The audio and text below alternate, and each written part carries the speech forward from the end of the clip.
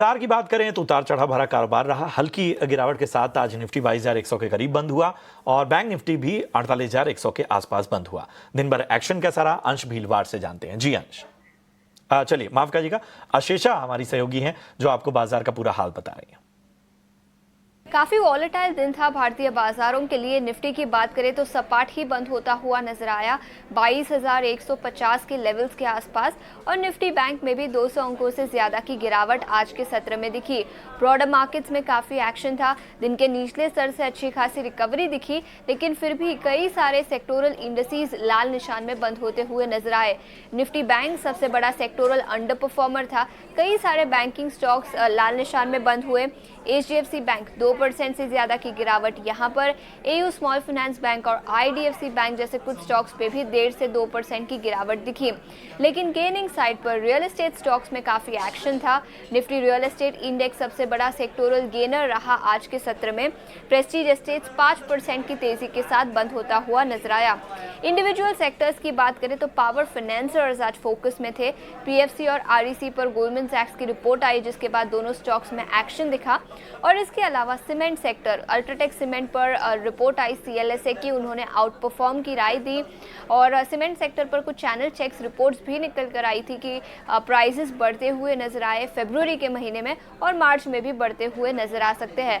All in all broader markets में काफी action था, लेकिन इंडेक्स लेवल पर बात करें तो वॉलेटिलिटी के साथ निफ्टी सपाट ही बंद होता हुआ नजर आया 22,150 के लेवल्स के आसपास। शुक्रिया करेंगे अशेषा आपका इस अहम जानकारी के लिए। चलिए अब बढ़ते हैं अपने खास सेगमेंट 5 का पंच की तरफ। मेरे सहयोगी रविंदर आपको बताएंगे कि आखिर किन शेयरों और सेक्टर ने लगाया मार्केट में एक्शन भरा पंच। जी रविंदर। जैसे स्टॉक की जिस पर आज एक्शन देखने को मिला, तो सबसे पहले बात करते हैं L&T की, जहां पर कंपनी को जो है पावर ट्रांसमिशन और डिस्ट्रीब्यूशन बिजनेस में लार्ज ऑर्डर मिला है, और इस लार्ज ऑर्डर का जो रेंज है वो 2,500 से 5,000 करोड़ का बीच में रह सकता है। कंपनी को जो है उत्तर प्रदेश में रिन्यूएबल एनर्जी जोन से जुड़ी 765 kV और 400 kV ट्रांसमिशन लाइन लगाने का ऑर्डर मिला है। अगला जो स्टॉक फोकस में रहा है ग्लेनमार्क फार्मा, जहाँ पर ग्लेनमार्क फार्मा USA ने जो है सिंगल डोज वायल इंजेक्शन जो है लॉन्च किया है, और IQVIA के मुताबिक इस उत्पादन से लगभग $15.2 मिलियन की एनुअल सेल हासिल की है।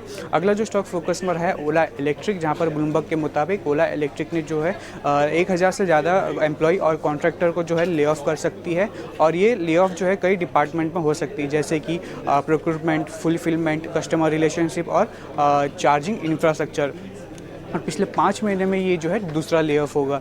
अगला जो स्टॉक फोकस में रहा है ब्रोकरेज के दम पर जो पॉलीकैब, जहाँ पर जेफरीज ने मेंटेन रखा है बाय रेटिंग, और टारगेट प्राइस जो है 6485 का रखा है, जो उन्होंने पहले 7,700 का रखा था। जहाँ पे उन्होंने कहा है कि जो अल्ट्राटेक सीमेंट का जो वायर्स एंड केबल में जो एंटर करने वाली है वो पॉलीकैब को इफेक्ट नहीं करेगा अंटिल 2027।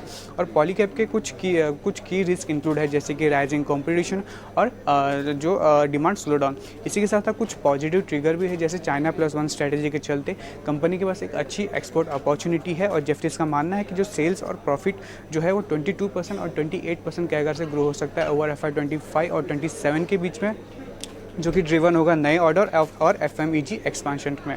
आखिर में बात करेंगे अल्ट्राटेक सीमेंट की, जहां पर CLSA ने जो है अपग्रेड किया स्टॉक को आउट परफॉर्म पर, और टारगेट प्राइस जो 12,700 का रखा है, जहां पे उन्होंने कहा है कि जो कंसर्न है वो ऑलरेडी फैक्टर इन है, और कंपनी जो है वेल पॉइस है सेक्टर ग्रोथ से, और कंपनी का जो रिस्क रिवॉर्ड है काफ़ी फेवरेबल है।